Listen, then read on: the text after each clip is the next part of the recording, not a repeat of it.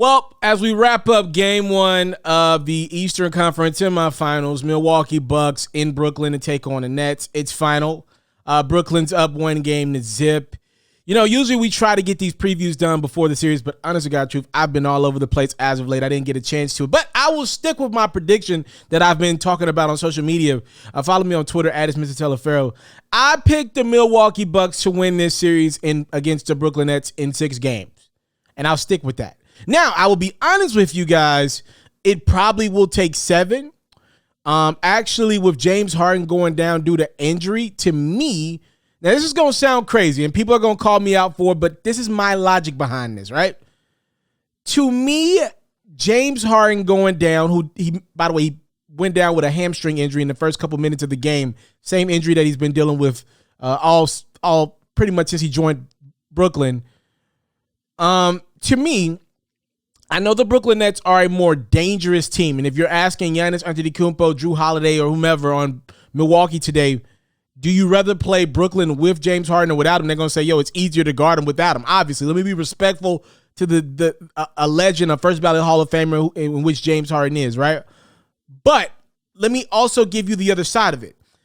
I think the Brooklyn Nets are a more complete basketball team, meaning top for bottom, roles are defined with Harden out of the lineup.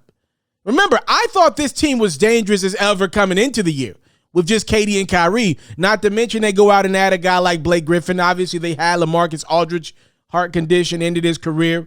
They've added a couple pieces here and there. Nicholas Claxton has been absolutely incredible, a steal. Be clear, it would have been difficult to beat Brooklyn without James Harden. So, obviously, I understand they're a much harder team to defend, but I got the ultimate respect for Kevin Durant and Kyrie Irving, the basketball minds as well. See, we can get into all the mess with Kyrie off the court sometimes and the burner of accounts of KD. But what I've never come on my platform and did is take anything away from the basketball minds. These guys are incredible, exceptional at making plays. Just to feel for the game is top of the line, like some of the greatest of all time. And no disrespect to Harden, but if you're telling me Harden being out, he's the point guard of this team right now. If you're telling me Harden being out means the basketball is in the hands of KD and Kyrie more, that doesn't necessarily mean Brooklyn's going to be worse. As a matter of fact, roles are better defined with Harden being out of the lineup. Now, that means everybody has to step up and play better with Harden now. Like, you just can't relax and KD go get you 25, Kyrie get you 25, and Harden get you 25. No. There are going to be games where KD or Kyrie will be asked to get 30, Blake will be asked to get 20, and then things like that. But understand this.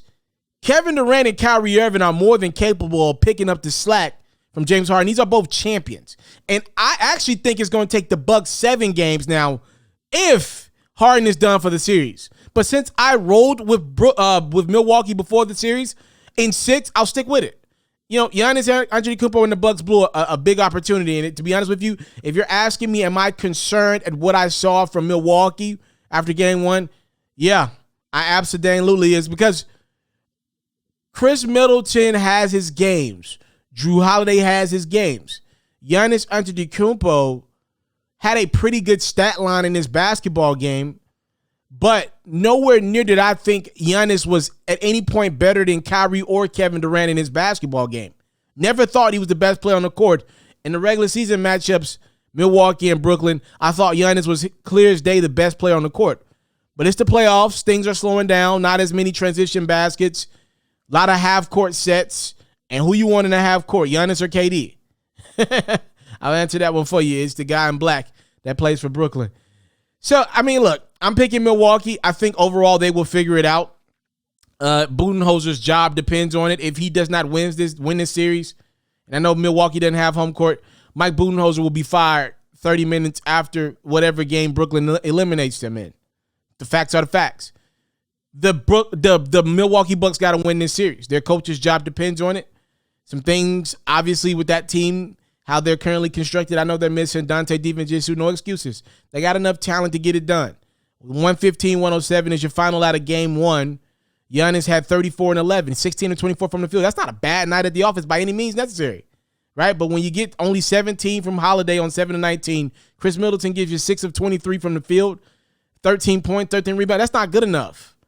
Kyrie 25, KD 29, Joe Harris 19 points, but more importantly, 5 of 9 from the three-point line, which means he 100% at every time he was on the court, he made sure you had to lock in on him.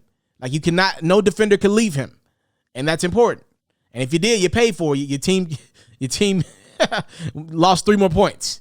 So I'm picking the Milwaukee Bucks in 6 because I did it before the series, but I don't feel good following game 1. That is my prediction for this series. Y'all let me know who y'all got and then how many games. Comment box below. Thank y'all so much. Time, love, and support. Never, never, never, never taken for granted. Salute. And get well soon, James Harden, man. Nobody wants to see you. If you're going to lose, let it be because of your plays on the court. I hate that the body's having its way with you this season, man. I'm out.